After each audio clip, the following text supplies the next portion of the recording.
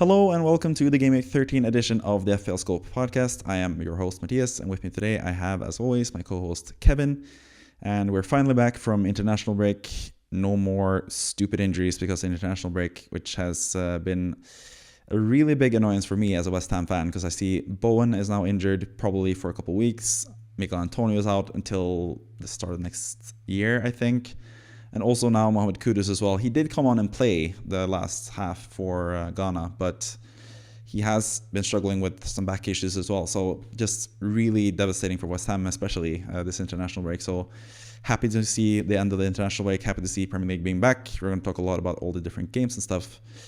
And I'm going to discuss it all with my good friend Kevin, who's in London. He's currently just living life in London with his brother gone for a trip to Asia for a long while. So yeah, how is life for you, Kevin, and how much are you looking forward to this festive period of Premier League with games left, right, and center pretty much every single day?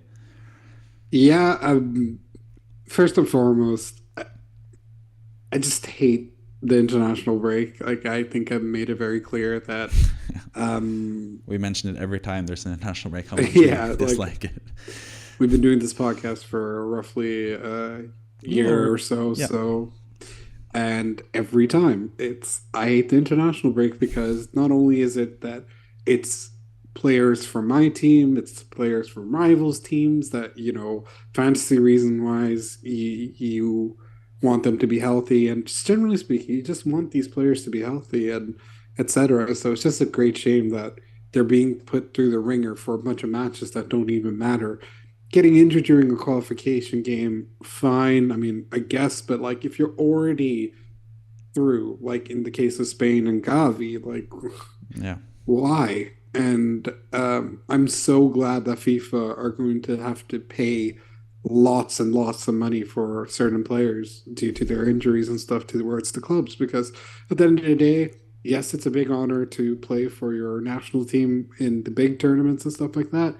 But who gives a shit when it comes to club football? Like, club football is what matters. That's what pays their weekly wages and etc. So I think I think there's just too many international games, just generally speaking. So it's a great shame, but looking forward to having regular football back in my life, for better or worse in that regards. I'm kind of happy that my childhood club season is over until next year, so I don't have to be depressed 24/7. So It's true. yeah, it's good to be back with club football. Yeah, I still have a couple of weeks left of the Norwegian League, and my team, or our team, I should say, because you've adopted that team as well. You've been to the away game this season as well. That was our last win back when we beat Sandefjord. I'm talking about Vålerenga, my Norwegian team, who might get relegated this weekend, actually, which would be kind of massively a massive letdown. But in better news for me, at least, my Minnesota Timberwolves, the favorite basketball team of mine, has been fantastic so far this season, and they beat your New York Knicks this weekend, or weekend, I guess, whatever, Monday. Can't remember which day it was, but we beat you guys, so joke's on you. Either way, let's move on to Premier League instead. You don't even get to respond to that because we're just a superior team. That's clearly the case. Timberwolves are better than the Knicks, but let's move on to the fixture predictions instead. And let's start with the big game, which is basically one of the biggest games of the season, Man City against Liverpool. And it's usually a really fun game, and especially now coming off the back of Man City against Chelsea, which was one of the best games of the decade, or even the Premier League history, I guess. A game I didn't get to see because I watched my team Vålerenga play a really boring 0-0 game in the stadium. But either way, this is going to be a really fun game between Man City and Liverpool. And I have predicted 2-2. I think it's just too close to call. I can't really see who's going to win this game. I think both teams have, you could make a case for either of them winning. The biggest case of Man City winning is obviously their home record is just absolutely fantastic. I think they've gone about 40 games now unbeaten at home in the league or something like that. They're just really, really good at home. But I still think Liverpool also have the firepower to shock people, as you saw against Man United last season when they beat them 7-0. Obviously, Man City are way better than Man United, but I think both teams could go and get this win from this game. But in the end, I'm going to go with a 2-2. You've gone with 3-2 for Man City, and I can certainly see why you would go with that, but I'm going to let you speak on it. Why do you think Man City will have the edge in this matchup and get all the 3 points in the end? Yeah, I think generally speaking, Man City have been in really good form, especially at the Etihad. Obviously, the Chelsea draw is something they weren't expecting because they were going into it in such red hot form. But I think that's just also a testimony towards how good I feel Chelsea have been throughout the season. Yes, they've had some stinkers in some of these random losses to Brentford and Nottingham Forest, but I think Pochettino is definitely cooking something there. That being said, I think if they weren't Man City, that's the sort of game where Chelsea would end up winning. So I still have a staunch belief in City, and I feel that now that Rodri's back, Holland is back to just going absolutely crazy in FPL and Champions. Like he's doing it all in except for Norway. To be fair, he has like more than 1 goal per game for Norway as well. So yeah. But they're not getting to international tournaments, but that's because of the defense. Because starting for Norway as a center back is one of the players from Vålerenga who might get relegated from the Norwegian league. I have no idea how he's still with the national team, but alas, Holland is good there anyway. We both know he faked this bullshit injury. I'm sure he got sort of injured in the first game. Yes, he's had some injuries in the that started the whole he's not going to play in the Champions League rumor and stuff like that. So he's had injuries, but let's be honest, he wanted a rest before Liverpool because there's no chance in hell he's going to miss this game. No. I don't think there's a scenario where Holland doesn't play, and we both know he then went we're not going to make it anyways. Might as well. That was even more the case for the first game where he actually came on and got sort of injured towards the end of the match. We played against the Faroe Islands in just not even a qualification game, just like a friendly game. And that's where he got a bit of he was sort of limping off at the end of the game because he got injured like right at the end of the game. But our national team coach actually got really chippy with like a journalist who asked about Holland being out for Norway and just playing all the time for City. And our national team coach Ståle Solbakken was basically just like super like aggressive, like no, that's not the case. He's giving that is the case. Let's be real. It is the case. I think so too, and I'm not a huge fan of our national team coach anyway. But either way, I think Holland's going to play. But the good thing for FPL in terms of this game is the fact that it's the early game, so we're going to get some early team news. I think for sure we're going to know if Holland starts or not. So that gives us a huge advantage when it comes to both captaincy and if we want to play him or not as well.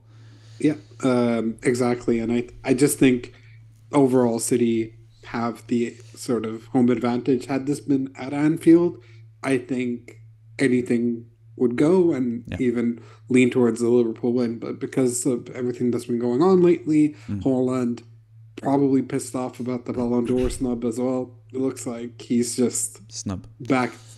I mean, I think it's a snub in that regard. But, I see why many people are very pissed off that Messi won the 8th and, is doing nothing at Inter Miami. Let's be real. He shouldn't be playing there. He's still good enough to go do it. Should have come home. That's a whole different podcast. But anyways, Holland is clearly back to his goal-scoring form, and that's something that City have desperately needed. So that's why I think that City are going to edge it with win. I also think that Julian Alvarez has basically I think this is the sort of game where he can get back into the limelight again. So, yeah, I think it's going to be a really fun game, similar to the Chelsea one as well. But I think I'm going to see them edging it. I also got to see Phil Foden play live against Malta, one of the worst England matches I've ever seen. But good God, Big Phil looked amazing every time he got the ball, and obviously caused one of the own goals and etc. So I think Big Phil is going to play a big part in the game as well. Yeah, for sure. And I sort of agree with you. If I were to pick a winner in this match, it would be Man City. I don't really see them. I mean, I could see them lose against Liverpool. I think Liverpool could be the one to break like the record for Man City at home. But at the same time, Man City are just a juggernaut. They're just a machine who are just really, really good. And they're going to have their best players playing this game as well. So it's going to be a tough task for Liverpool. But we've seen in the past that it could be a really lively and fun game. I think it was 2-2 last season, wasn't it? With Salah scoring that counterattack Yeah. Cancelo, he's not up against Cancelo this time, which is sort of like a plus for City, I guess, in terms of defending him. Yeah. But yeah, I think it's going to be a really fun game. Interesting that it's the early kickoff. I don't think that's usually how they do like the big games. But yeah, pretty interesting. I think they sort of are. It feels like they're sort of obligated to have Liverpool early in the early kickoff after international break, because that seems to happen every single time for some reason. So Yeah. it seems like they're doing it to piss off Klopp. I think it's also because they have to make it the sort of TV slot game, and also I think mainly it's due to like fan unrest and stuff like that. So Yep. because Liverpool, Manchester tend to have some rowdiness and stuff like that, and also because it's so close that they try to argue the earlier the better for these sort of games. Not that, I mean, yes, there was that scenario with the team bus a couple of years ago and all this type of stuff. So I reckon with that in mind, that's why they went for the early kickoff. For me, as just someone who likes football, I don't mind that there's a early game. It does mean that I have to go to the gym a lot earlier on Saturday, but ah, that'll do, I guess. Yeah, that's fair enough. It's actually quite interesting. Both the Manchester versus Liverpool games are this game week, as you can see with Everton Man United, which we'll get to eventually. But the first match we're going to talk about after Man City Liverpool is Burnley against West Ham, which is obviously my favorite team, West Ham. And I made my prediction before all the injury news with Bowen and Kudus and Antonio and all that stuff being out. But I still think West Ham have what it takes to beat Burnley away, because I think this is like one of the better fixtures in general in FPL and Premier League and anything, because Burnley sort of play more attackingly at home than they do away, and I think that is sort of something most teams can exploit, because Burnley are not that good in general. So I still think West Ham will be the winners of this game. Maybe I would lean more towards your result, 2-1 for West Ham, rather than the 3-1 that I've gone with. But I still can see West Ham with all the attacking power we still have, even without Kudus. I think Kudus is going to play, to be fair, but I think Bowen and Antonio will be out. But still have Ward-Prowse, you still have Paqueta, you still probably have Benrahma starting now. Souček as well has been sort of, especially for Czech Republic, he's been like scoring goals left and right as well, and getting a nasty head injury as always, because he always finds a way to get a head injury. But I think West Ham have more than enough firepower to win this game, 3-1. You have 2-1, so do you think it will be close? Do you think there's a chance of Burnley either drawing or potentially getting the freak win against, or not freak, I guess, but like the surprising win against West Ham, or do you think it's just... No, I just think it's due to the injuries that you guys. I would have said 3-1 if there had been no injuries, but because of the injuries, I think the chance creation and all this type of stuff will be significantly lowered. It also depends on like if Kudus is injured or not as well. Because if Kudus is completely fine, then I could see 3-1. But if he's not as well, I mean, what does that leave you with? Is Danny Ings fit? There is actually one player who we both really like, and we were surprised that he doesn't get to play more. It's just for some reason he's in David Moyes' doghouse. And it makes sense that it's a revenge game against Burnley. And I think you know what I'm talking about, Maxwell Cornet. He's a great player. I don't know why he doesn't get any chances. He could definitely play as well, play a part in this game. He has been getting on as a sub sometimes and played. I don't even think he started in the Europa League yet. But he has been making some sub appearances here and there, and I think also why doesn't he get to play in the Europa League games? That makes no sense. Yeah, no idea, because he is a great player. He scored a lot of great goals for Burnley, and I think he could do it against Burnley in this game if he gets the chance as well. So yeah, I'd like to see him play. I think a lot of West Ham fans want Divine Mitoma to get a chance as a striker rather than Ings as well, if we're going to play a striker. But I think maybe Kudus, if he's fit to play, maybe he'll play as a striker. Otherwise, we've also seen sort of Lucas Paqueta play as a false nine sort of player as well. There are a couple of options there, and Souček I think is going to be really offensive in this game. So I think for the free hit team this week, I might actually have Souček, because I think he could potentially be like a high scoring player in this game against Burnley. But yeah, either way, I think it's going to be a decent West Ham win in this one. I think we both agree on that. Don't really have to talk too much about it. We both also think West Ham will concede, because they usually do concede. All of you guys with Areola and goal haven't really been paid off from that last few game weeks. I've held off on doing any goalkeeper transfers, and so far that has worked out for me, because Flecken has sort of been doing better than Areola the last few weeks. And so that's actually a decision for you, because you have both of those guys. But Brentford play against Arsenal, so maybe not. But next up, we have Luton against Crystal Palace, and we are in full agreement here. I think this is just the regular Crystal Palace against the weaker team sort of suggestion. 2-0. Simple as, really. They are really solid defensively. Now they have Eze back. Michael Elise is back. Edouard is back fit as well, I think. So yeah, I think it's just like a simple 2-0 win for them. I don't think Luton are like a team you can run over at their home ground, Kenilworth Road or whatever it's named. I don't think that it's going to be like a 4-0, 5-0 or even 8-0 thing that we saw in Newcastle against Sheffield United earlier this season, but I think it'll be a pretty easy win for Crystal Palace, 2-0, and it seems like you sort of are in agreement there. Is that correct? Yeah, I mean, I could even see them scoring, but it's just because,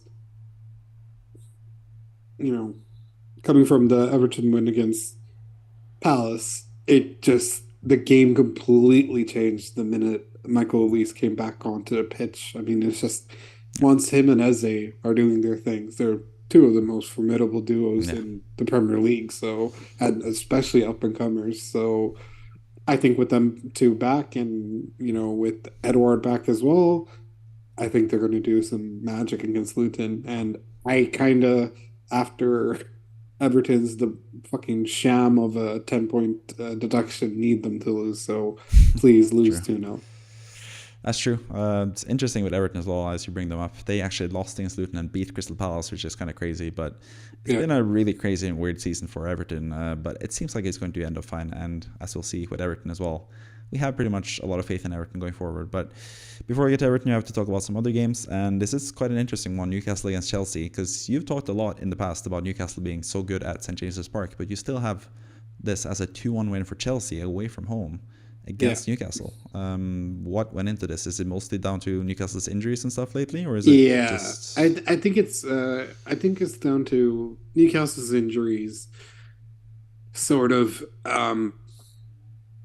basically, I feel like Chelsea have done really well against the top 6 teams, and Newcastle are in brackets within the top 7. Yeah, sort of thing where top 6 plus Newcastle.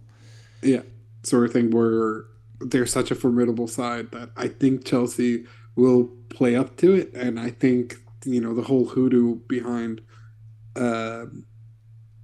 them at St. James Park is definitely playing on their minds. But I also just really like what I've seen of Raheem Sterling, Cole Palmer, and a lot of these sort of players. Their offensive players have been good.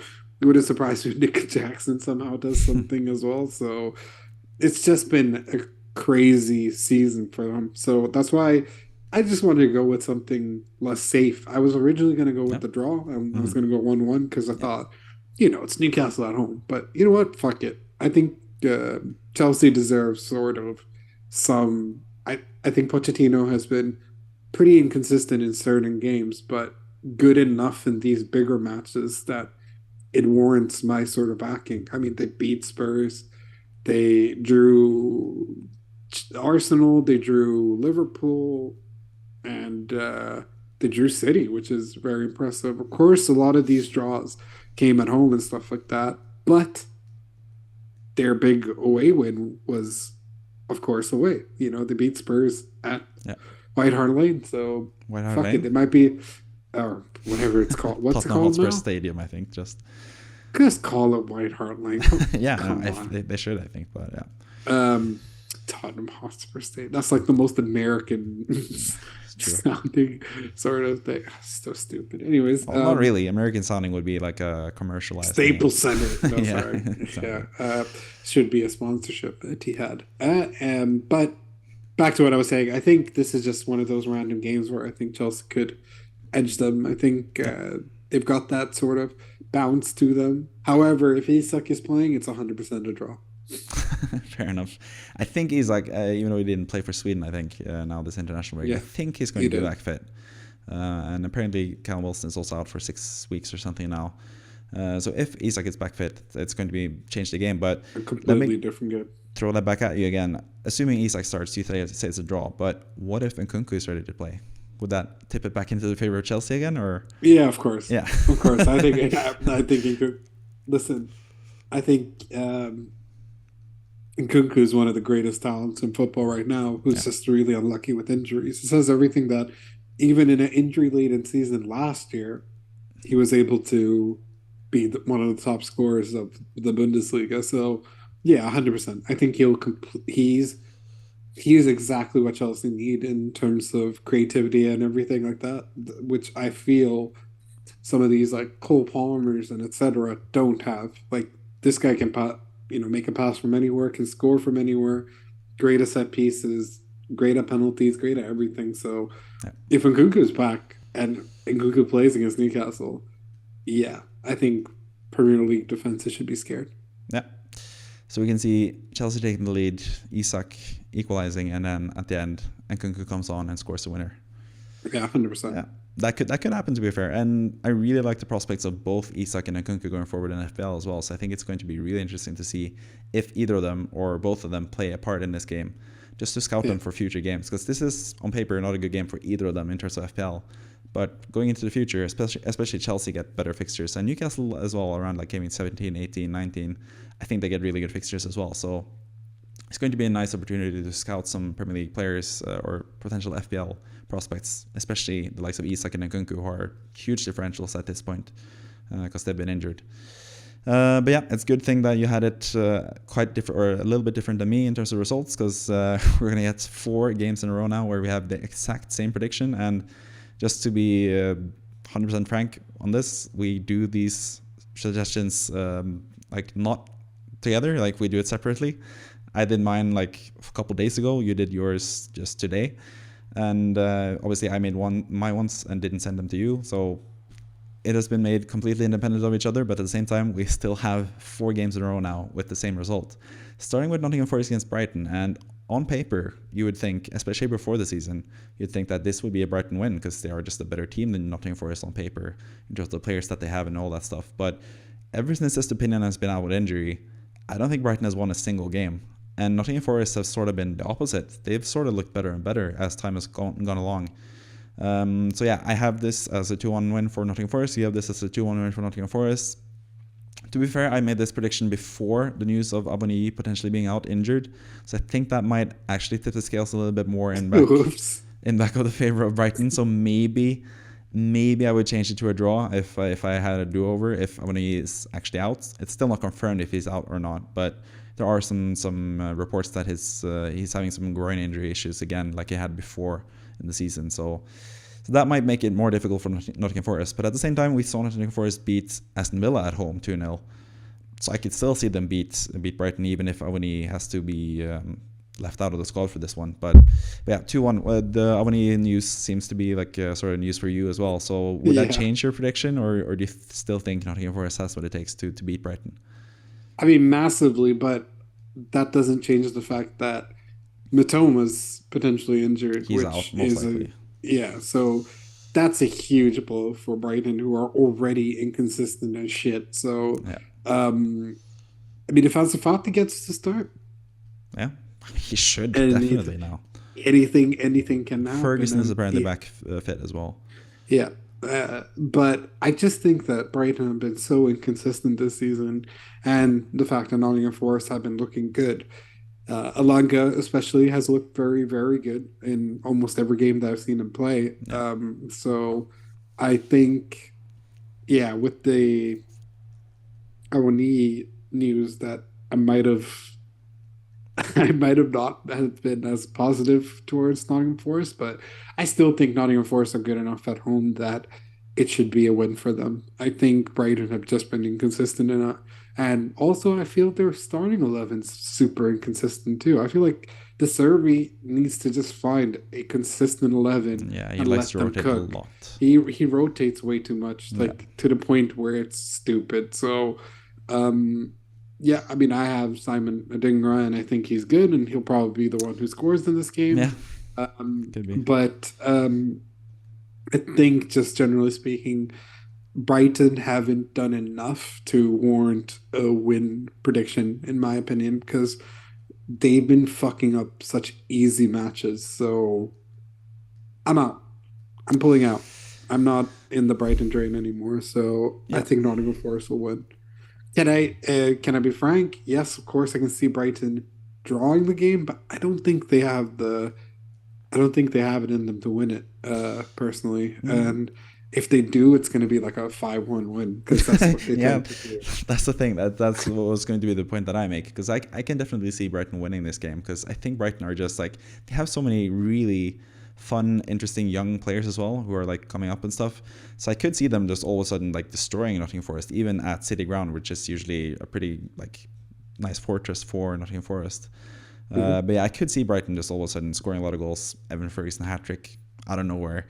Like they have the players who are like inconsistent, like you've said a couple of times now, but who could actually be really good in one game all of a sudden as well. We know Ferguson. We know Ferguson at his best is really really good. He's going to be sold for a lot of money this upcoming summer.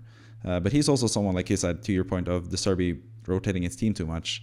Ferguson hasn't really played that much this season for some reason.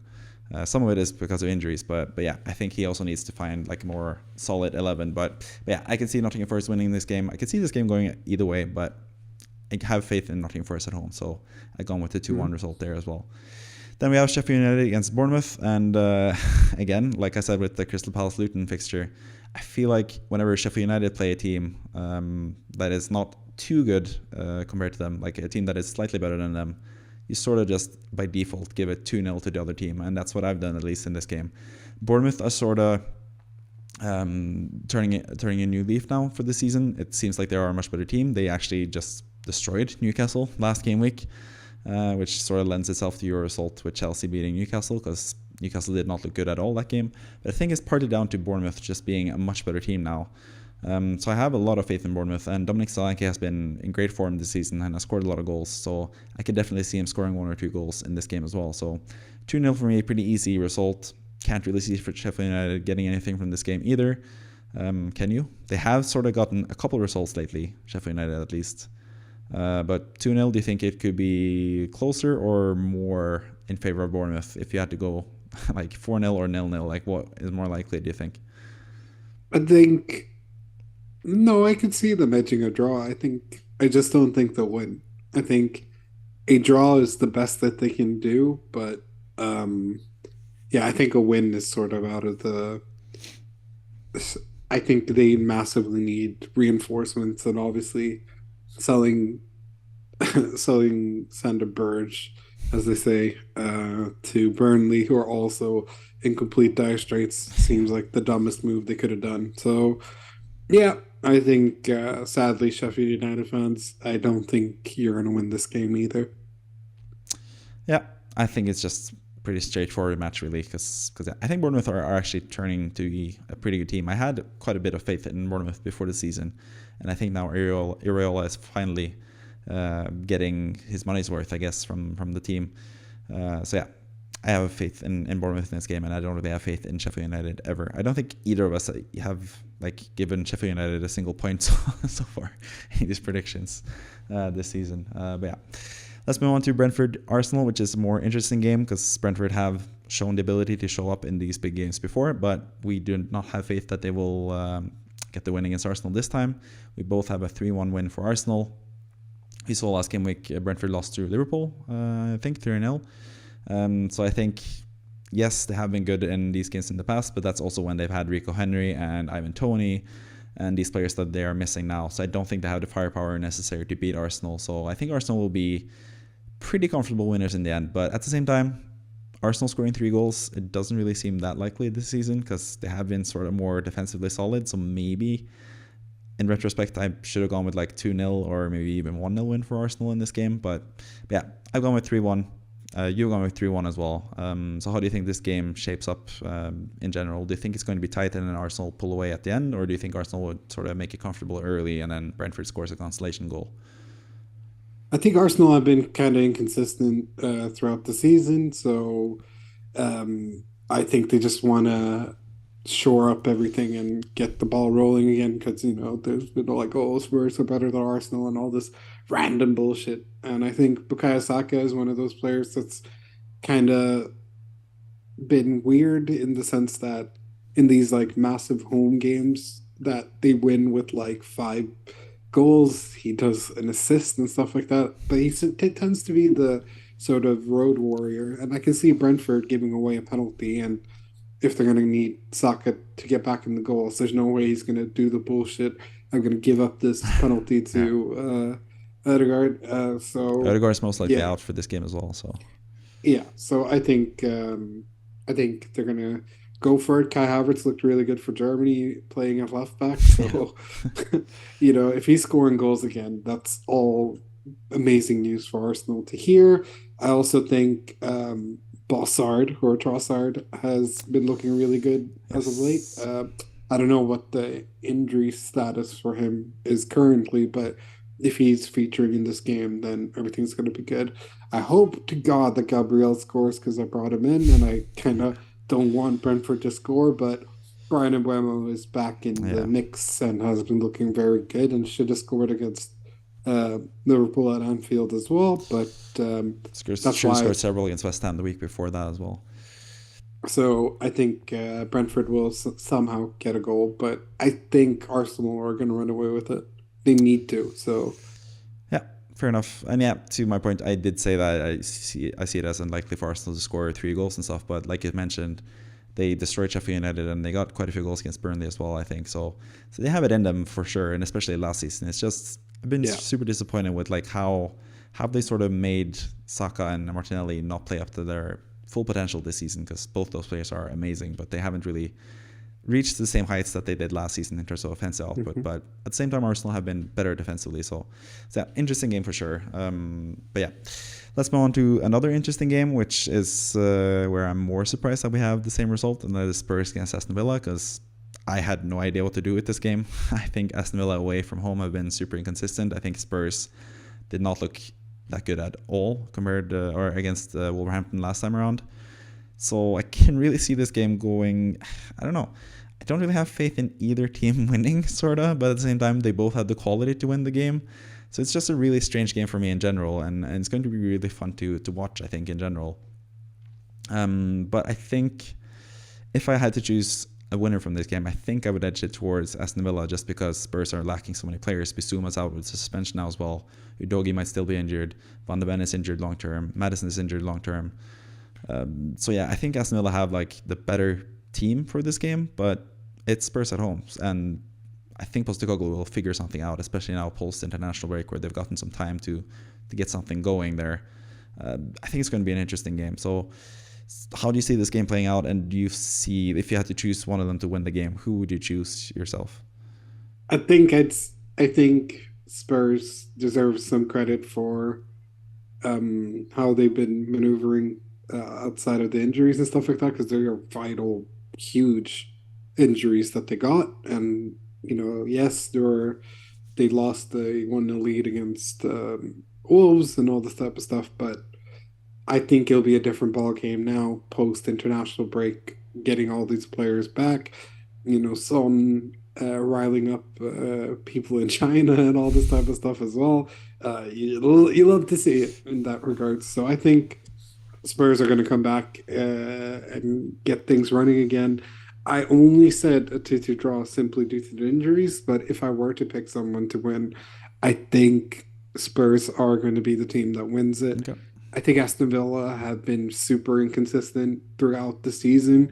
Like, this is why I count my chickens and very lucky the fact that Matty Cash hasn't scored more than he has because he's been super lucky not to actually put the ball behind the net. But they've been super leaky. They've been Into the net at up, least. yeah. So they've been super leaky, and um, I, I find them a very strange team. Yeah. Like I feel like they're really good at Villa Park, but they're not that great away from home. No. So yeah, I think it's going to be like a 2-2 draw. I think it's going to be one of those sort of back and forth games, and goes to Richarlison will somehow score with his groin to make it 2-2 in the 97th minute. He's injured as well, I know, yeah, yeah. That's what I said with his groin. And I also said the spirit over Charleston. No, but it could be a fun game for Brennan Johnson to really show what he's got. huh? Yeah. Kulusevski definitely got rest because he was dog shit in the Sweden games that he played. So I think it's going to be just one of those fun shootout sort of matches. Yeah, looking forward to it, to be honest. Yeah, I think it's a pretty like there's been a lot of like shitty Super Sundays in the past, but I think this is actually two really fun games without like being like the biggest teams per se. I mean, Man United, of course. There are all like four like really fun teams, but there are not like Man City, Liverpool, Arsenal, the league contenders sort of teams are not playing there. I guess Spurs, are league contender, but it's Spurs. But either way, I think it's a pretty fun Sunday, and part of that Sunday is Everton against Man United, which is historically a pretty interesting fixture because Everton have had, even when Man United were good, they sort of like beat Man United a couple times. They've shown that in the past, and I think just Everton are just in a really good moment currently, not with the point deduction, of course. They've actually gone down in the table lately, but that's because of the point deduction. In terms of the actual play, they've been really good. And to be fair to Man United, their actual form in terms of the Premier League, they have actually won, 4 out of the last 5 or 3 out of the last 4 or whatever. But that has been against weaker teams. And I think now, away against Everton, who are going to be super up for it, especially after the point deduction, I think it's going to be an Everton win. And I have it as 1-0 for Everton, which I think maybe I would lean more towards your result now if I had to do it over, because you've gone with 2-1 for Everton. So we both have faith in Everton beating Man United at Goodison Park. You as an Everton fan, what makes you hopeful for this being an Everton win?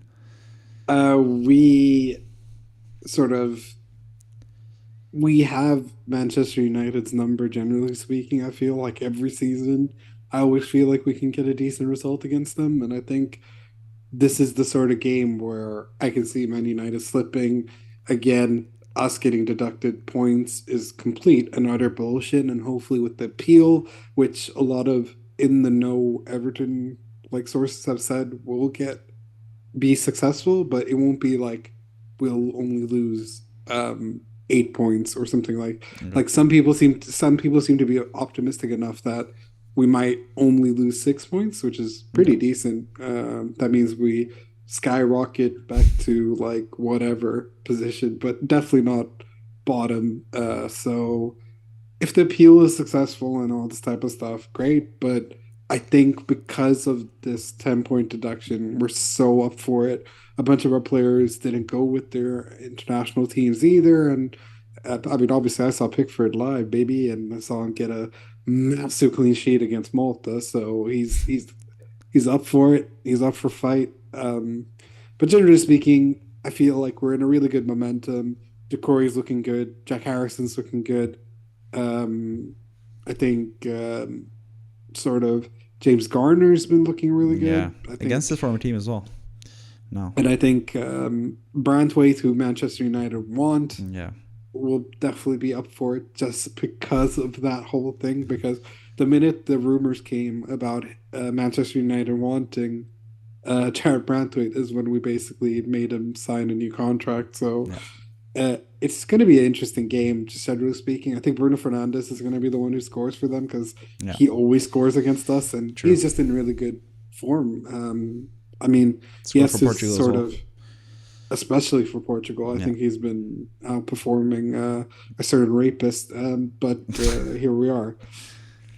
Will Manchester United be able to beat us? Yes. So I think this is sort of one of those games where anything goes. That it could be a draw, it could be a Man United win, it could be an Everton win. But I just think with everything that's going on, with all the bullshit, the Wolves game, Fulham, how did we lose to Fulham, Wolves, and Luton? And then like beating Crystal Palace away and then beating Brentford away, which is 2 difficult away matches in most regards. And beating West Ham. Oh yeah. Damn, another bullshit team. Another huge result for you guys. It's just crazy how you beat West Ham. I don't know. That's how low. I don't know how. See, that's 9 points deducted. Anyways, so for me, I think it's just there's too much on the line. I think it's so weird. This is the opposite of what we needed because had we lost this game, I wouldn't be as mad considering the fact that we would have looked in a good position regardless, right? Like we could have afforded to lose this game. But now with the 10-point deduction, we have to win this game. And I think we sort of will. Yeah, and I agree with you. I have a win for Everton. I think it's going to be a fun game. It's going to be a tight game as well. I could see Man United winning this match as well. But at the same time, I just think Everton are sort of more in terms of their on-field play, it seems more positive than Man United, even though Man United have gotten the results lately. But you did mention two teams that beat Everton this season, and that is Fulham against Fulham and Wolverhampton, and they are playing against each other on the Monday.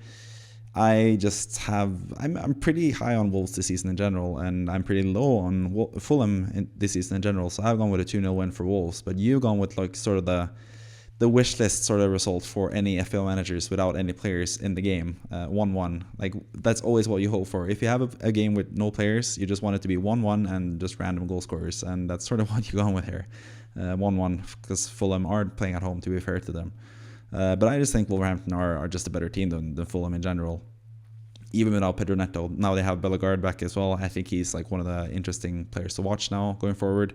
I think he's on several set pieces as well and stuff, so he's 4.9. I think he's like a cheeky differential sort of guy if you want to go with someone completely different. But either way, I think Wolves just have a better team, so I think they're going to beat Fulham. But you've gone with 1-1, and I assume it's because of the home advantage for Fulham as you're trying to change your lighting again because it went out. So yeah, but I think Wolverhampton, they just have a lot of good players. Bellegarde, like I mentioned, Cunha has looked good. Sarabia came on last time and had a goal and assist and looks fantastic. Hopefully he gets to start this game and gets to prove his worth because he's been really good in La Liga, as we both know, as pretty big La Liga fans. So you go with 1-1 in this game. So what made you go with 1-1 in this game, and rather than what I did with Wolverhampton winning? I think the winner of the Raul Jimenez derby will be Raul Jimenez because I think he'll score against Wolves in a 1-1 draw. I think if I were to edge it to anyone, it'd of course be Wolves, considering Sarabia's heroics, Cunha looking good as well, and etc. But I just find both teams to be really inconsistent, and especially Fulham even more so. So I think it's just going to end up being a random draw. But I kind of hate that I didn't go with the Wolves win. Yeah, fair enough. I think that's good enough. I think also, to your point, Wolves haven't been that good away. They've been better at home, and Fulham have been also. They could get a point at home. They always manage to get a point somehow. So I could definitely see a draw there as well. But I just have faith in Wolves, and I think it's more fun to root for Wolves in this game, which is sort of like an inconsequential game, especially for me, who doesn't have any players from either of these teams. It's just fun to pick a team to root for, I guess. But either way, that has been our predictions. We've sort of gone in depth on every single game because we've done this as a two-parter. We did our scores and stuff in last week's podcast. But now we're going to look into the future, and we're going to look into the best team going forward in FPL. And that is my weekly wildcard drafts. As you can see right here, I made this video earlier today, actually, and posted this today. But now this podcast is going to come out on Thursday. So yeah, either way, you can check out the video for all of my, because I basically go through every single player in this team and talk about why I've picked them for the weekly wildcard drafts. But this is basically the squad I ended up with. And what I want to ask you about is two of the massive players who have been like two of the best players so far in this FPL season, but two players that I'm getting more and more sort of unsure about, and that is Heung-min Son and Bukayo Saka. Firstly, I want to ask you, which one of these two players do you like better going forward? Because I'm sort of leaning more towards Son because he's just been a better player this season so far. But I could see the case for Saka as well with the better fixtures and stuff. And also, Arsenal still have most of their players back fit. But do you have faith in Son and Saka going forward? And which one out of the two would you prefer to have if you could only have one of them? I mean, I guess Saka due to the fixtures, and because Arsenal are in a better position and better momentum and etc. But Heung-min Son is Heung-min Son. At the end of the day, he's having his sort of breakout year in that regard. So I I think as someone who doesn't own him, I don't feel as tempted to like rush out to go get him. But at the same time, as someone who has him, I'd still say stick because he tends to score in the bigger games anyways. So you might as well stick around and see what he can do.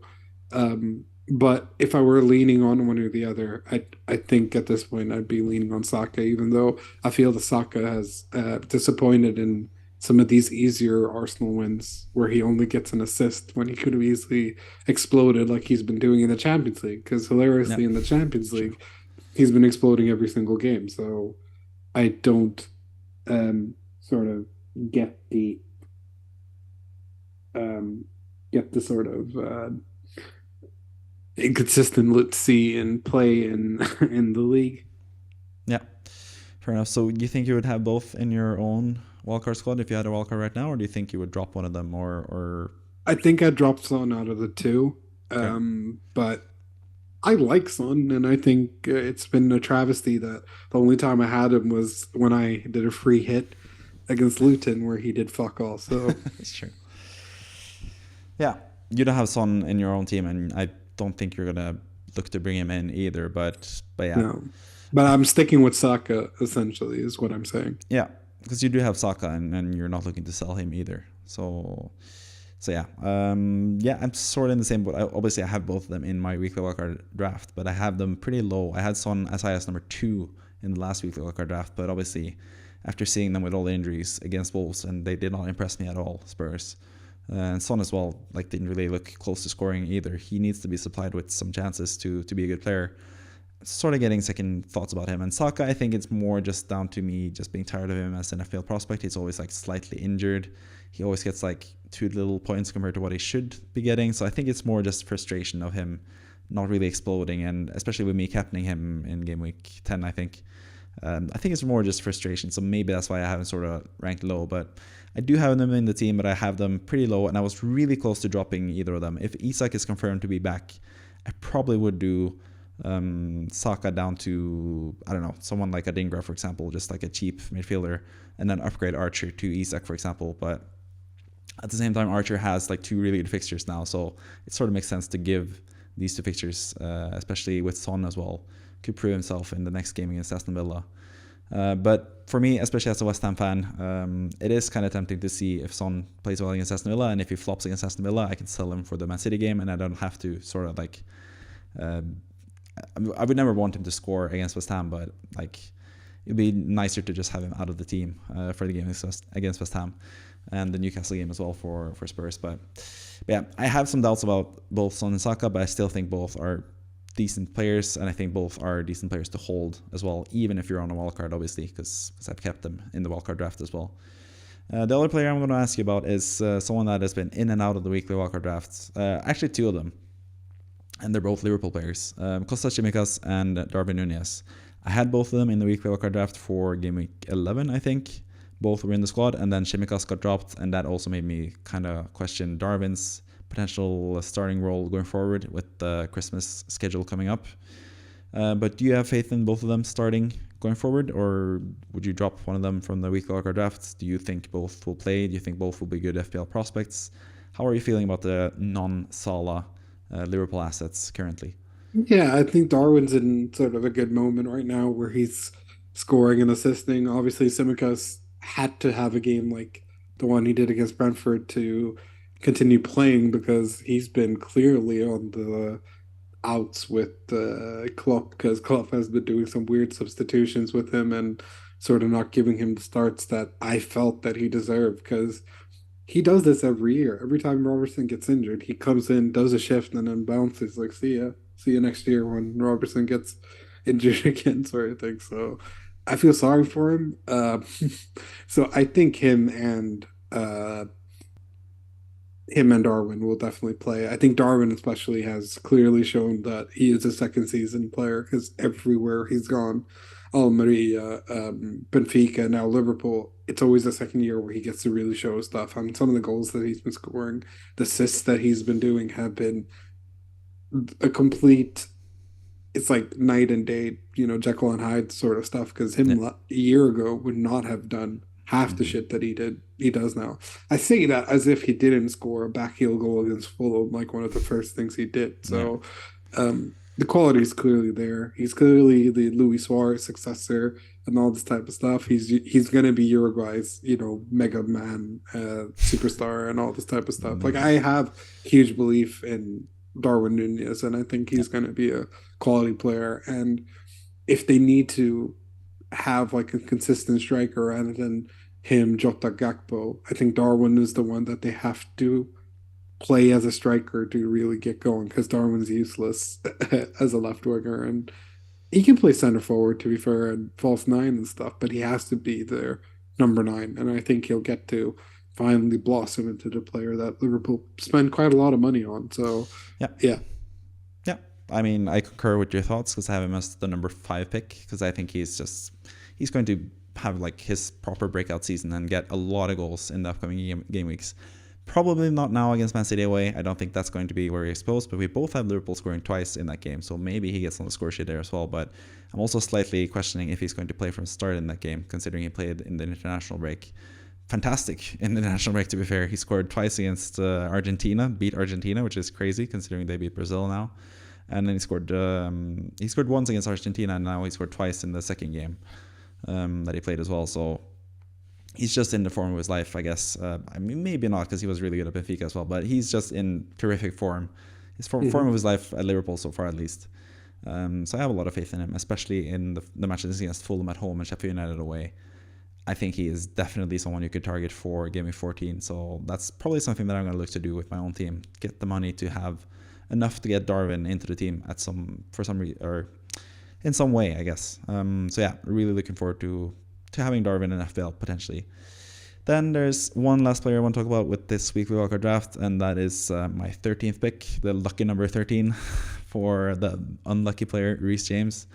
And I sort of like, I don't know, not quite sure what I thought with this pick. It's just, I can't even remember the last time he had like a massive FPL score because he's just been injured every single time he's had like a chance of stringing along a couple games together. He is saying himself now that he feels like he's in like his best moment in terms of fitness than he has been in a long while. So do you have faith in Reece James staying injury free for the next few game weeks? Do you think he's like a viable option on, for example, a wildcard to have him until he gets injured eventually, potentially? Or do you think it's just like you have to prove that you can play before you get considered into my team sort of thing? Like, what are your things or your thoughts with Reece James? Because I think if he plays the next few matches, he's going to be in consideration for a lot of FPL managers, maybe even from this game week onwards as well. I've seen a couple of people talk about selling Matty Cash and replacing him with Reece James, for example. Could you see yourself getting Reece James in the near future? Yeah, I mean, that is currently on my thoughts myself because I Yeah, think he's exactly sort of what Chelsea have been missing, especially with Chilwell and him being out. It's been a huge blow to Chelsea. I mean, you'd think, oh, we've spent gajillions, but we did not buy enough left back and right backs. Also, partly to blame is Pochettino for not playing Gusto every single game like he should, because Gusto is good enough to be a Premier League starting right back, yeah, in my opinion. yeah, Um, so, um, so yeah, I think Reece James is definitely in consideration. I think the fact that he instantly got an assist in the City game, I believe, um, just proves the fact that he is capable of this. This is why people had the debate over him and Trent and all this type of stuff. So I think Reece James just needs, for me to bring him in, needs to play next week and this week before I go, okay, he's definitely in my squad because I hate and I have had a lot of sort of bad breaks with defenders this season. yeah. I It's brought true. in a Dogi, he got injured. I brought in Reece James, Tavares, he got injured. I brought in Tavares, he got injured. I brought in Chilwell, he eventually got injured and messed around with. Gusto's been injured a couple times as well. So yeah, I need consistency. That's why I loved players like Dan Burn and all these guys who and Kieran Trippier to be Dan Burn also got fair. injured, to be fair. Yeah, yeah. So, But he got injured after yeah, after a getting a lot of long points, but while. he also got injured. Yeah. Like he had a lot of injury, like unlucky with injuries in terms of defenders this season. Yeah. So But Trippier, for example, has been playing every game, yeah, even though of he's course, been you don't have to remind me. inconsistent and up and down. But yeah, so I'm gonna need some consistency. And Gabriel is one of those guys that I brought in who might not start because Arteta's like, you know what? I don't feel like starting you today. Yeah, So, but Reece James is definitely an asset and one of those sneaky picks that I think is going to become really good again for sure. I was high on Chelsea's chances before the season. I still am because Pochettino has shown in the big games that they can still have a mess around. And the minute Nkunku's back, I think we're going to Yeah, see Nicholas Jackson's production go up as well. yeah. Assuming Nkunku doesn't replace Jackson outright as the striker, but We'll yeah. have to wait and see, I guess. Yeah, I think Reece James is someone that I wouldn't buy him if I was not on a wild card, probably. But if I was on a wild card, I'd probably take the punt because the rest of the team, that's the beauty of the wild card. The rest of the team should be like pretty much perfect, and you don't have to do immediate transfers. Like someone like you or me would probably have to do some transfers immediately. You have a lot of things with your team that you want to change, and that's what we're actually going to talk about next. So that lends nicely into the next segment. Your current plans, because this is your current team, and you have an injury to Mitoma who's out, and that's probably the guy you're going to sell. You also have Mhm. Tavares, who doesn't really get playing time for Nottingham Forest. You have Gusto, which is also interesting when we talk about Reece James. The fact that you already have Gusto, that gives you a little bit of insurance policy in terms of Reece James being injured. But at the same time, like I mentioned, Gusto hasn't played every single game that Reece James has been out. So it's not really like a fail-safe for Reece James either. But yeah, this is what I'm talking about when it comes to Reece James. For a team like you, where you have so many other issues you need to handle, maybe Reece James is not the priority. But for someone with a week or with a wild card, you should probably you should be able to have a clean slate with the rest of the team and just have enough like leeway to have like a punt or two where you can go with someone like Reece James who has that sky high ceiling as we've seen in the past in FPL. But either way, we're going to talk about your team now and your gaming 13 plans. And yeah, Mitoma out is pretty much locked in for you because he's injured and he's been sort of disappointing. You also have the double up with Adingra, and to be fair, I think Adingra has been better than Mitoma the last like 3 or 4 game weeks as well. Both in terms of fail points and also in terms of just play. I think Adingra has just looked more spry, I guess, like more fit for fight because he has been rested more earlier in the season. So meet him out. You have 3 potential transfers, maybe even more because you have a couple other players on the block as well potentially. But the 3 main ones you listed to me is James Ward-Prowse from West Ham, who you're a big fan of, and also is going to get potentially play more offensively now with Antonio and stuff out and Bowen out. Doucouré, your own favorite team, Everton. Doucouré has been really consistent this season, had a huge score last time around, and he just plays super offensively. He's sort of, I think other people have made this point as well, he's sort of playing like the Ashley Barnes role, I guess, for Sean Dyche. He usually has like 2 strikers, but Doucouré is sort of like a second striker sort of thing. So I think Doucouré is a really fun pick, and we're going to talk about Kemo's team next, and he has Doucouré as well. I think he's a really fun player to have. And then finally, we have sort of the more like template FPL pick, and that is Cole Palmer, who you almost brought in a couple of game weeks ago as well. You brought in Adingra, who's been actually pretty good still, so it hasn't been too bad in terms of points lost with Palmer. Yeah, But but Mitoma can kiss my ass. it's I'm true. sorry. It's true. So maybe you rectify that now. Maybe you, I mean, this is hindsight, of course, but you love a bit of hindsight. So Mitoma to Palmer, is that your favorite out of the 3, or is it one of the other ones? Is it potentially getting someone like Eze? Is it if Kudus is 100% fit? Is he maybe the play if he's a striker for West Ham?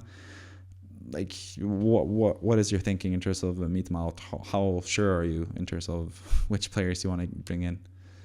I mean, it just sort of boils down to fixtures and stuff like that. And knowing myself, I might even go -4 because I'm just like, hate my team. So all depends. I kind of like all 3. I like Ward-Prowse just because he's super consistent, doesn't get picked for England, so we know he'll play week in, week out. Yeah. Fuck Southgate, but yeah, I like Ward-Prowse because, like you said, he'll have a more offensive sort of position. He could potentially be on penalties now that so many of your players are also injured.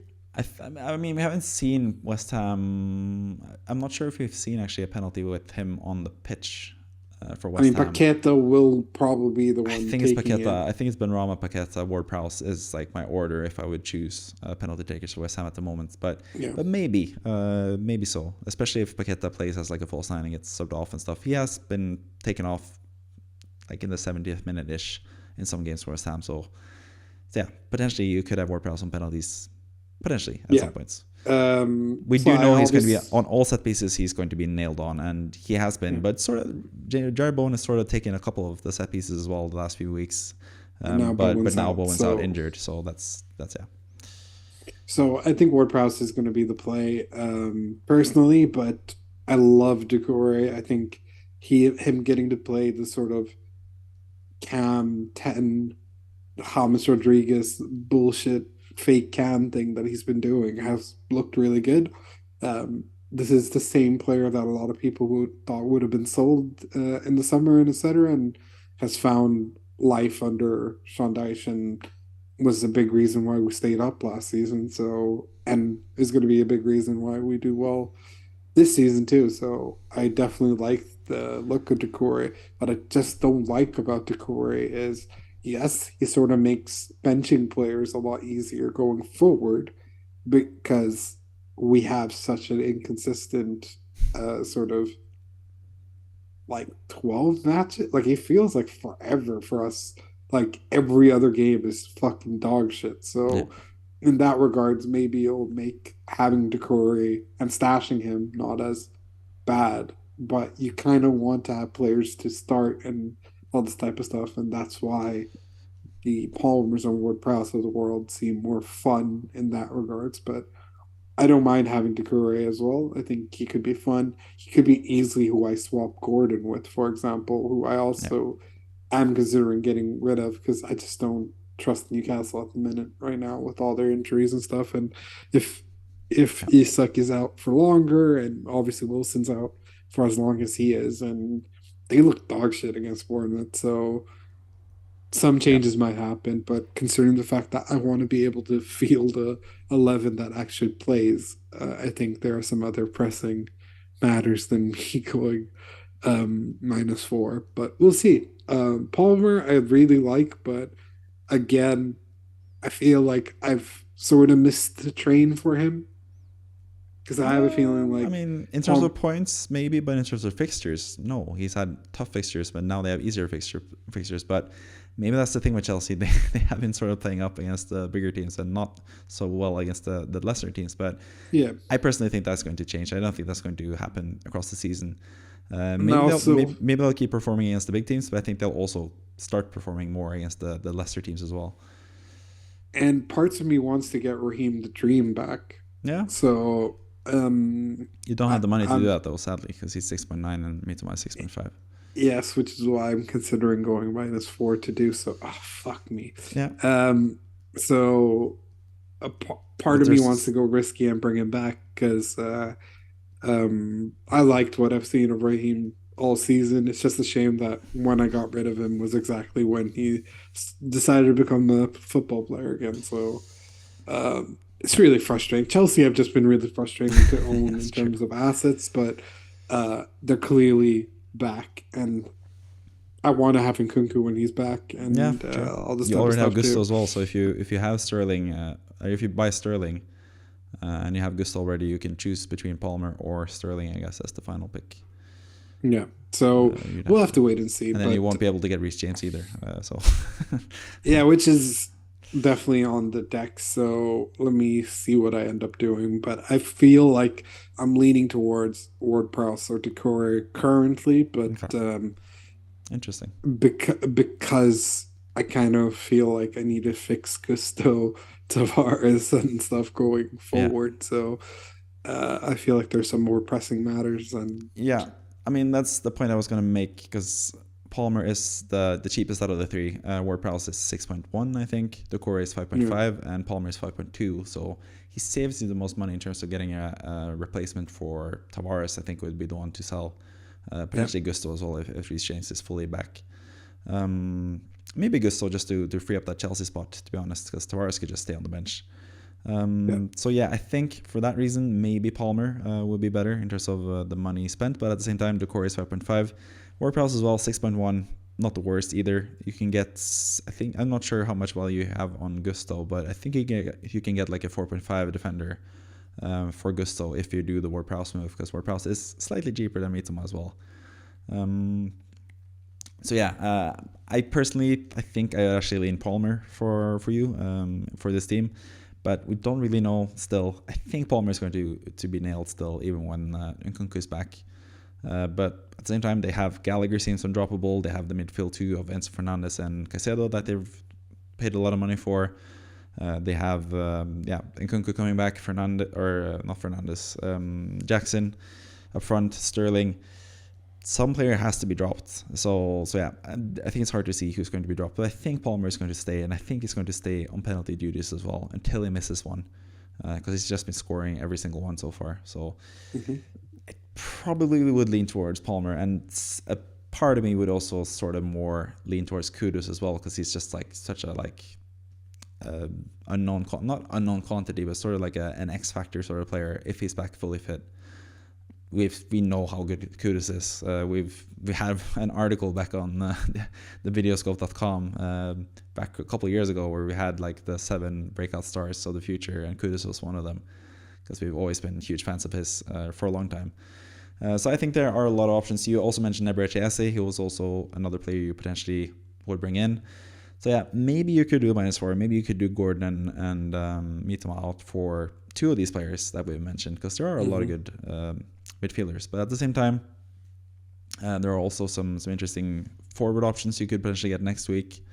That's another way you could save money. Watkins down to someone like Darwin or Nkunku and stuff. That saves you another $1 million. So maybe you don't need the money in terms of the midfielder signing either. So a lot of options with your team, even though you only have 1 transfer and 0.0 in the bank. There's a lot of things you can do with your team. So pretty interesting. The other thing I want to talk about other than transfers is also, if you do actually make a transfer, if you bring in Ward-Prowse, Doucouré or Palmer, I assume you would start them. Is Gordon the one to drop out, or is it someone else?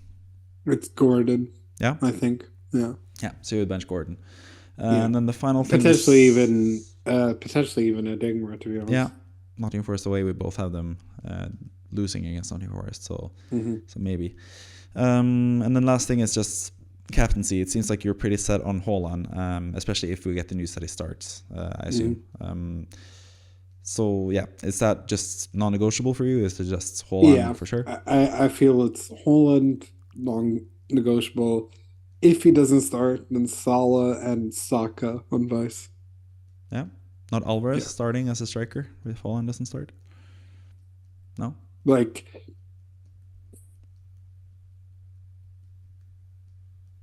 I would assume Alvarez is on pens. Yeah, if Haaland is not playing, I think Alvarez is for sure on pens. Yeah, then maybe Alvarez, but I think the whole point about me thinking City will win is because of Haaland's form.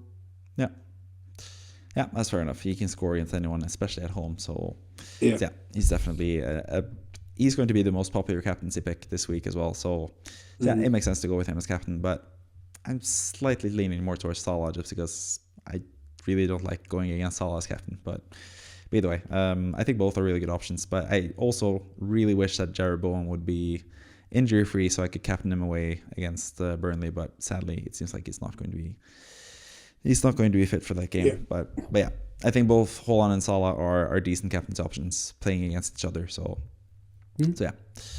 Moving on to Chemo's current plans, and he has sort of a better sort of thing with his midfield. He already has Doucouré, who you are interested in bringing in.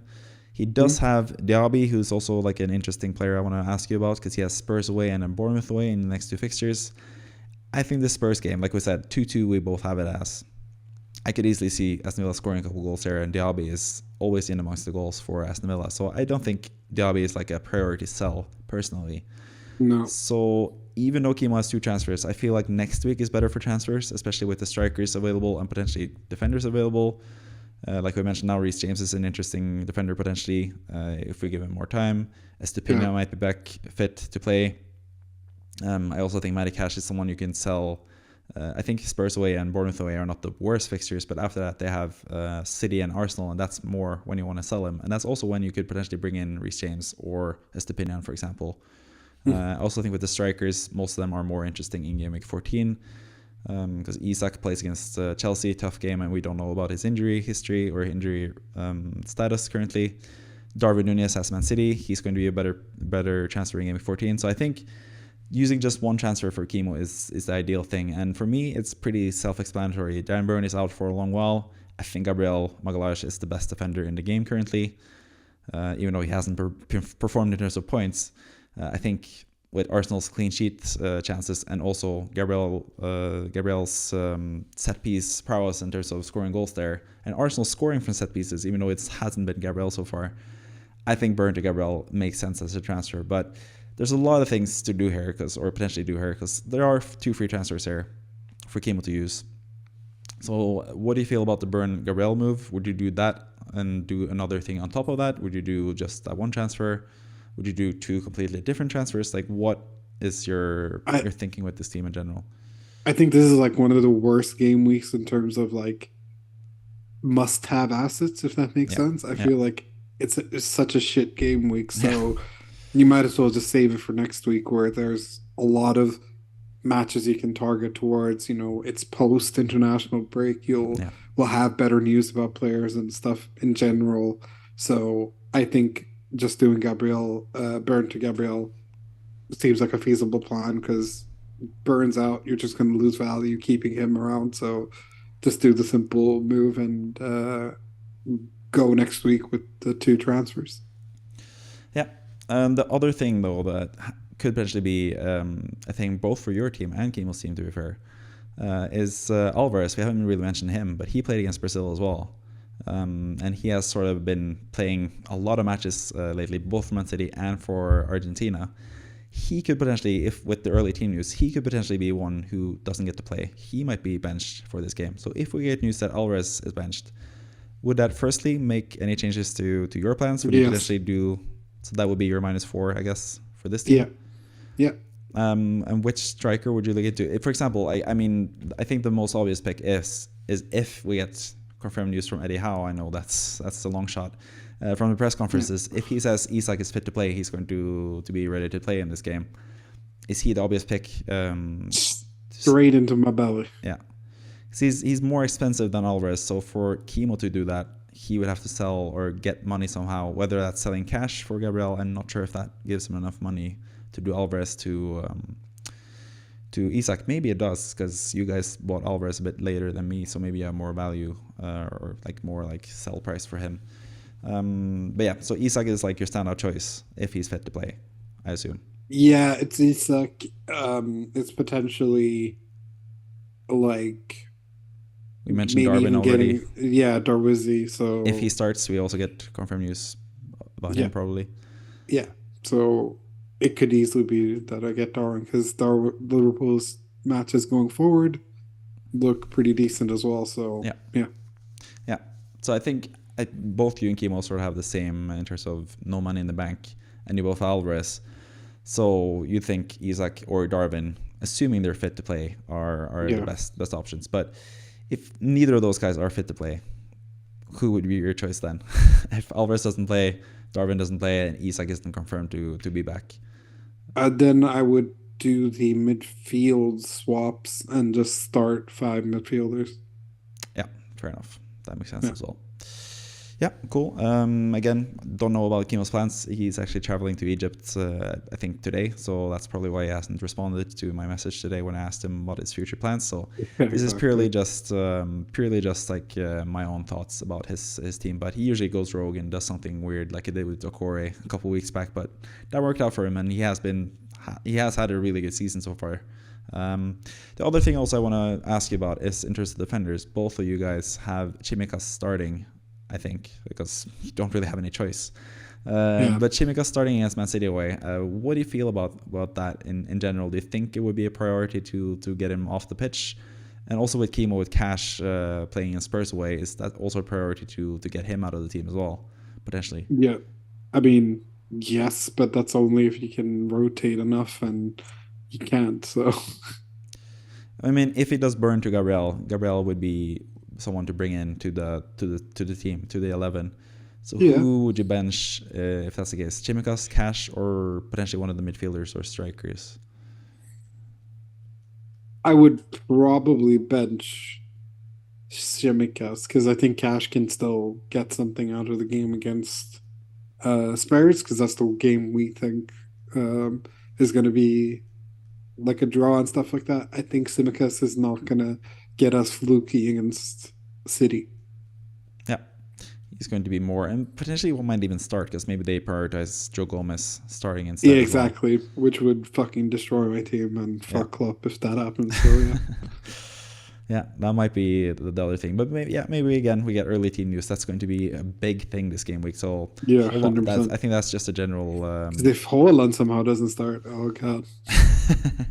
So yeah, that will be the general tip for any of you guys listening. I am Save your deactivating my transfers. account if Haaland and Alvarez are both like, yep, not in the squad. I'll be like, okay, well then, fuck me then. Yeah, save your transfers until you potentially get some team news before the game. I think that's like Yes, a I think good that's the best because people good thing will to live leak by. this stuff. So Yeah, I think that's really interesting as well. And Alvarez, I think it's just another discussion in terms of Alvarez.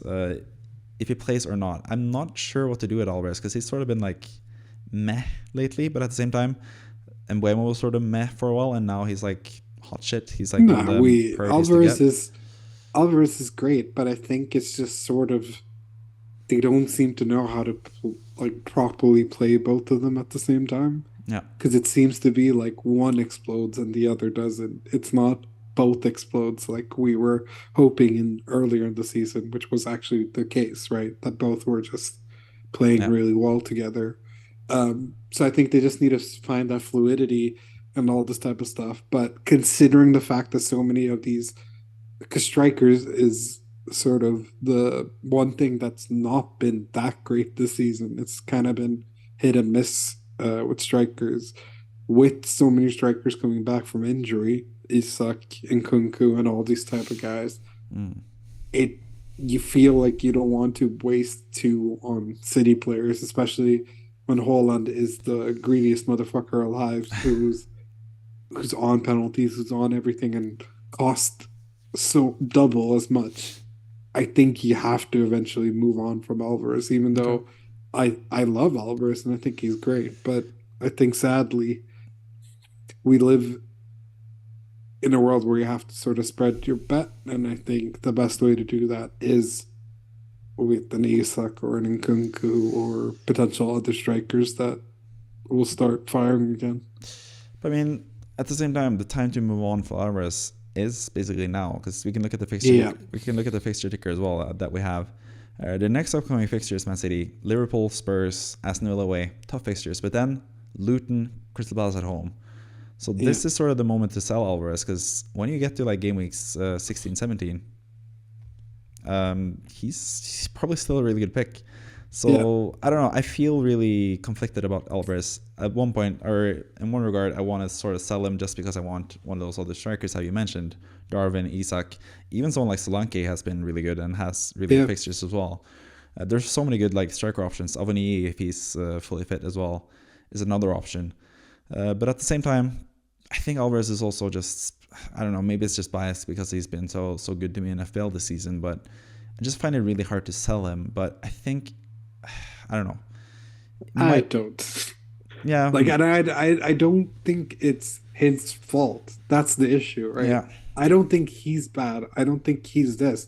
I just don't think Guardiola is getting the best out of him. Sort of yeah, like what happened with Gabriel Jesus eventually, where he just didn't seem to know how to use him properly. And yeah, same thing happened with Sterling eventually. But I think Sterling's partly his own fault. But that sort of happens with Guardiola, where when he tries to adopt this two striker thing, that it just doesn't end up working, even though it should.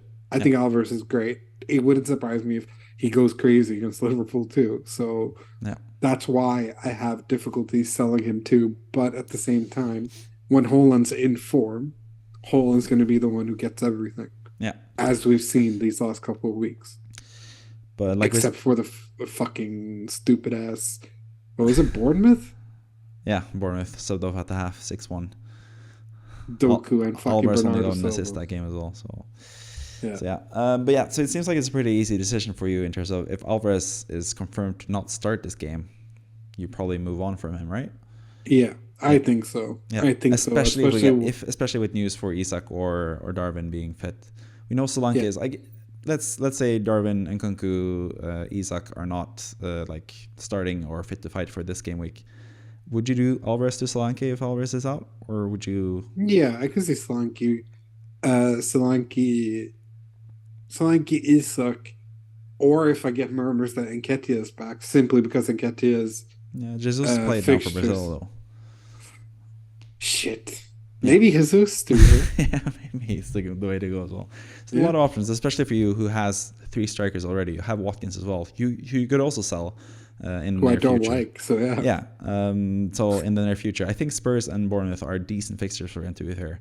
yeah. Spurs, especially with all the suspensions and injuries, Bissouma, Van de Ven, like we mentioned a couple of times now. Watkins is due an explosion again Yeah, because he's been really unlucky in some of the games, and then eventually did score. And I can't remember who they played against, but yeah, I think the play with both Diaby and Watkins is just keep them for the Spurs and Bournemouth games and then look to sell them. I think that's like the play for yeah, me, at least, yeah, when it yeah, comes to those definitely. players. I really like the Diaby. I And would give everything to sell Watkins and just have brought in Diaby, but yeah, yeah, but at the same time, I think you're in sort of a good position there because I think Watkins is just easy to keep for these 2 game weeks and then easy to sell once we know that Nkunku is back, once we know that Isak is back, yeah, and they get better fixtures once we know Darwin is back. Maybe even potentially next week you could do Watkins to Darwin.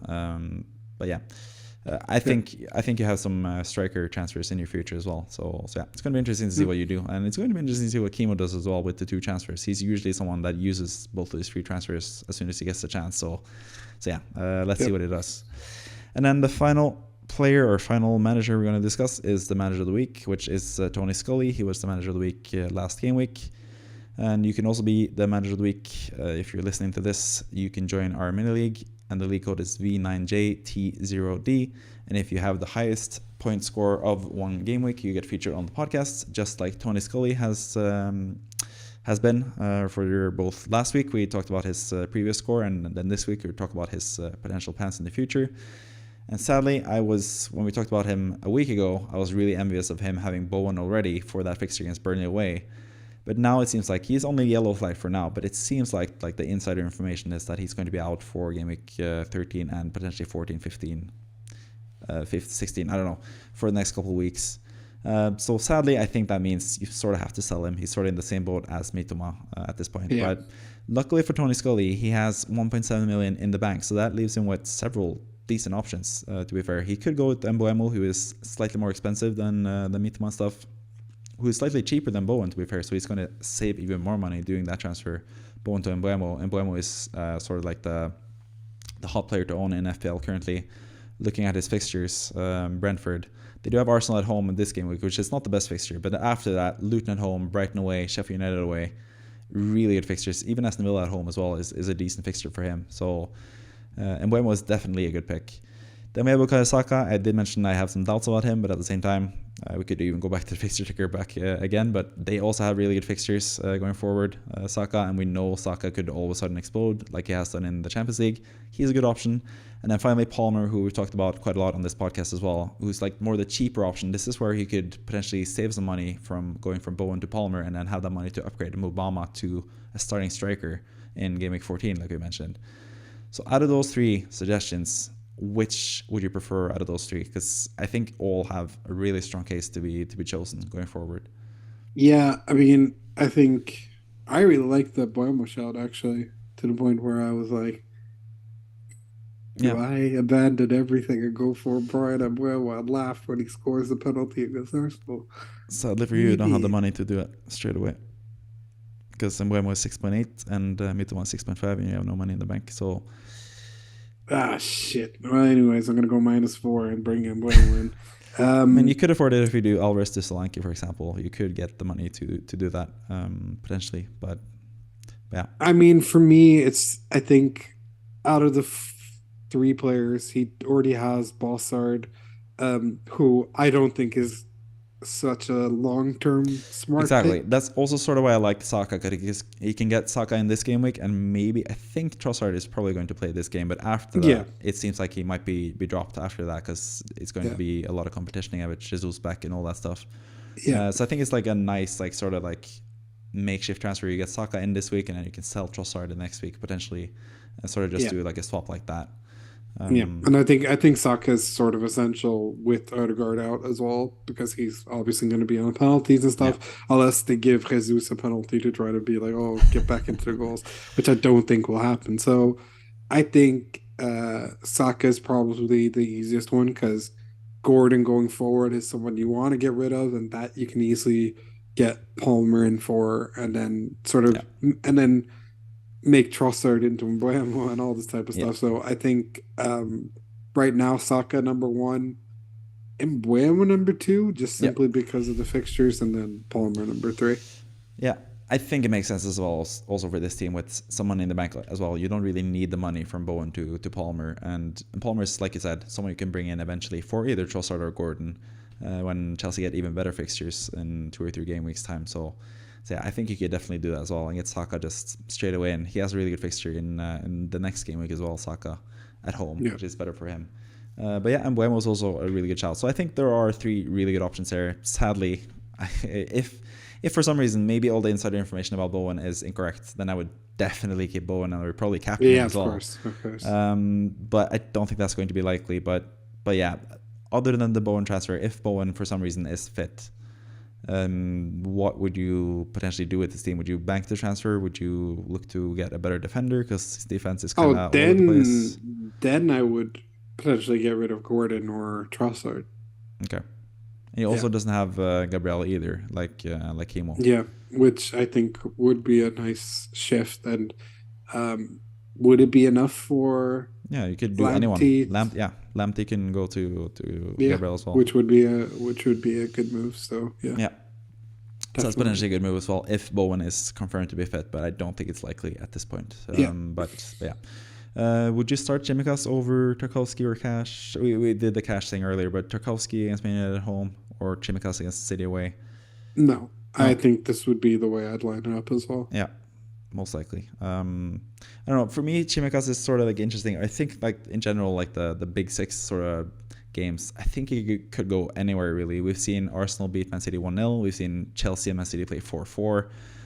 I think anything can happen in these types of games. So I could see potentially like Chimikas getting a freak clean sheet or maybe even an assist for some reason. But like we said as well, he could potentially be a bench for Joe Gomez. I think that's a definite chance as well with Joe Gomez getting back into fitness now. So yeah, I'd probably lean towards having Tarkovsky and Cash over Chimikas as well if I had the chance myself. But yeah, those are basically my thoughts and your thoughts. We've gone an hour and a half now, just about. Had a lot of good discussions. I thought it was a really good podcast in general. Talked a lot about some interesting players in general in FPL. So yeah, really happy with the podcast. Hope you guys watching and listening enjoyed it as well. And as always, at the end of these podcasts, I'm going to give you the final word. So you'll have your one last chance to speak for this podcast now, Kevin. So take it away. Yeah, fuck the Premier League for giving us the 10-point deduction, and fuck Manchester United because I believe we're going to win and enjoy 3 points. See ya. Bye.